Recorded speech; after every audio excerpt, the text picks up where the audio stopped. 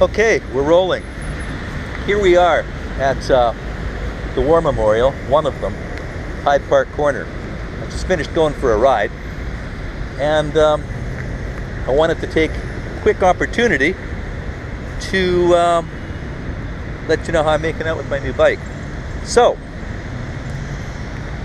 I'll show you where we are. We are at Hyde Park Corner, central London. It is about 4 o'clock p.m. on a Friday afternoon. Everybody's going home, or trying to go home. Oh, looks like they're moving over there. And we're going to be going home very soon too. I've had a great day. I got some work done. Went for a quick bike ride. Now I'm going to do this, and I'm going to get some more work done. Then I'm going to go home and just chill on Friday night with my wife. So this is a 2016 Trek SuperFly 9.7 version. Now there's many different SuperFlies out there. This one just happens to be a 9.7. There's other versions, you know, some are cheaper, some are more expensive. And this one is sort of, I would say, about 3/4 the way up the price point. Well, maybe not even that much. Maybe not even 3/4 up the ladder as far as the price point goes. I've seen the Trek SuperFlies for starting at about £500-600, and I think they go all the way up to 4,000 or 5,000. So this one retailed for £1,750, which is about 3,500 Canadian dollars, or about 3,000 euros. So not cheap, but not expensive either. But you know, definitely good value for the money. I mean, if you can buy a bike that is, you know, of a previous year when they're introducing the new ones, you know, by all means, go for it. As I say, it's almost 2017 in about 20 days, and you know, they were letting people have the 2016s for a pretty good price. So I'm happy with the deal that I got. Now, this bike has a 17.5-inch frame, and it weighs in at about 24 pounds, I believe. The color, I don't even know what you call this. It's green and blue, or yellow and blue. Whatever it is, it's very bright.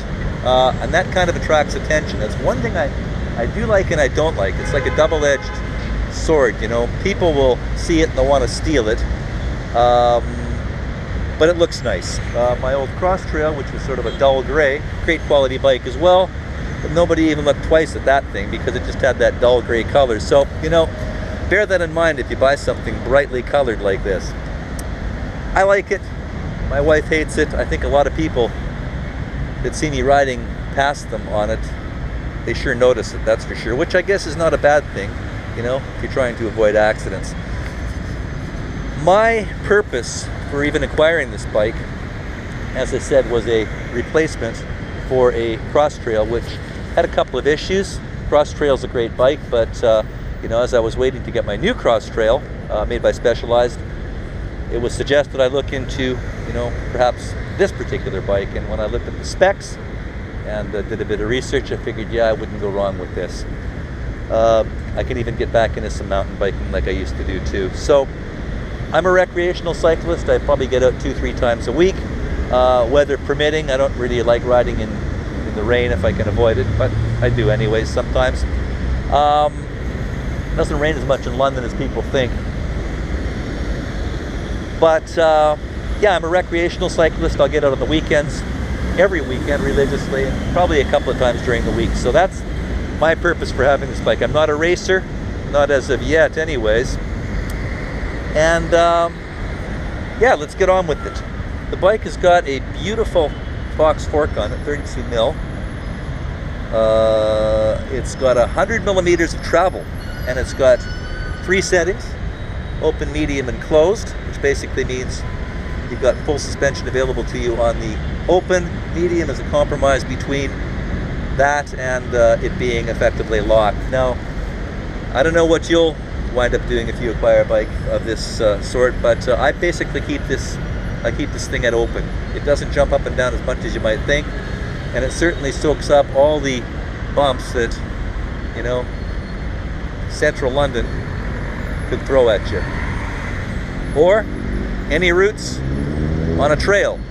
So great fork, and it's got adjuster down there too, so you can set the speed of the return, and obviously you can set the sag. So great fork, looks pretty cool too.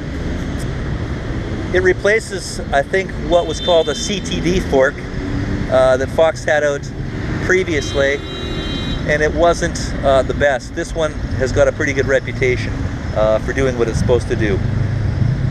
The brakes, you know, of course, a bike like this is going to have hydraulic discs, and this one, of course, does. Shimano, 160mm rotors on the back, and lo and behold, 180s on the front. I was expecting 160s on both sides, but yeah, I got a set of 180s as well too. Stop on a dime, great modulation, very, very smooth, and I'm happy as a clam. Tires, wheels, well, it's a 29er, so to explain what that's about, traditionally, up till maybe about 10-15 years ago, I think most mountain bikes really had 26-inch wheels on them. Now the trend nowadays is to go with bigger wheels. You wonder when they'll ever stop, but where they're at right now is a lot of people are going with either 27.5-inch or 29-inch wheels. This bike has 29s. Now, I think they're great. I mean, flying over, you know, over smaller potholes and bumps, I mean, and once you got the momentum going, boy, this thing really flies. It's a fast bike. So I can definitely attest, and I love the 29-inch concept. Tires, 2-inch on the rear, 2.2 on the front. A little bit bigger on the front. Therefore, you know, you might want to keep the pressure down just a little bit in comparison to the rear. Nice ride. They recommend 30 to 50. I'm running about 35, a little bit less on the front. Nice smooth ride in conjunction with that fork. Wow, beautiful ride. Seat, decent quality, comfy, that's the main thing. Made by Bontrager. I'm not sure what size it is, but I've had my butt on it for 3 hours and it doesn't make me sore, so good quality seat. It's soft, and yet it's still got a good bit of grip to it. Drivetrain, Shimano SLX, the workhorse of the mountain bike group, with an XT derailleur on the rear. So beautiful, crisp, concise shifts. It doesn't get much better than that. I mean, you can get better, of course you can. I mean, there's a Toyota there, there's a Ferrari over there, so of course you can always get better. But as far as you know, group sets go, I mean, their SLX is, for the average person doing the average type stuff, it's as good as anything. As I say, with that XT on the rear, yeah, beautiful shifting. If you buy this bike or something similar to it, I guess you're going to have to get your own pedals. I wound up with a set of Shimano Saints, I think they are. They were on sale, so I got them right off the website. Installed them. They're very nice. But you've got some good options there. What else can I say? Through axle, rear, and front. Gives you that stiffness and you know, rigidity. It's the way to go nowadays. Well, I mean, I could go on about the specs on this bike all day, but let's just tell you about my experience so far. So far, so good. No gripes. Got a good deal on the bike. Got good service from the guys I bought it from. And it has got a terrific ride, and it is really fast. It's probably faster than what I could ever throw at it. Although I'm in pretty good shape, you know. I think if you stuck some 20-year-old athlete on something like this, you could really tear up the concrete or the trail. And that's what this bike is sort of meant to be doing, is chewing up a cross-country trail, you know, either in the forest or perhaps in you know, in the city or the park.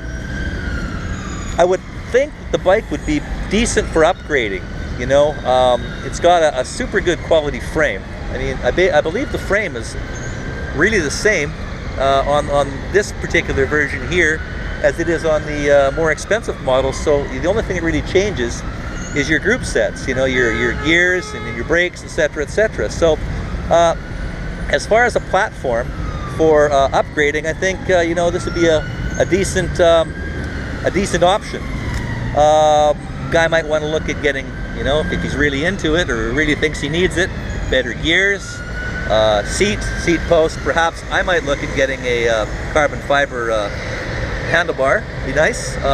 Lighten it up a little bit and give myself a bit more flex. But really, I mean, all in all, you know, I'm pretty happy with the way things are on this bike. But if you're the type of person who wants to, you know, continually upgrade, I think this would be a very good platform for doing that. So that's my little review of this mountain bike, this lovely Trek SuperFly. I don't know why they call it a SuperFly, but I think you fly in some sort of super way when you ride it, because I certainly do, and I think you possibly would too. So that concludes my little review of this bike. If you have any comments, good or bad, doesn't bother me one way or the other, let me know. If you have any questions,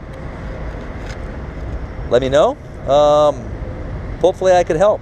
Anyways, safe riding to you cyclists out there, and happy holidays and a good holiday season, and all the best. Safe cycling. Later.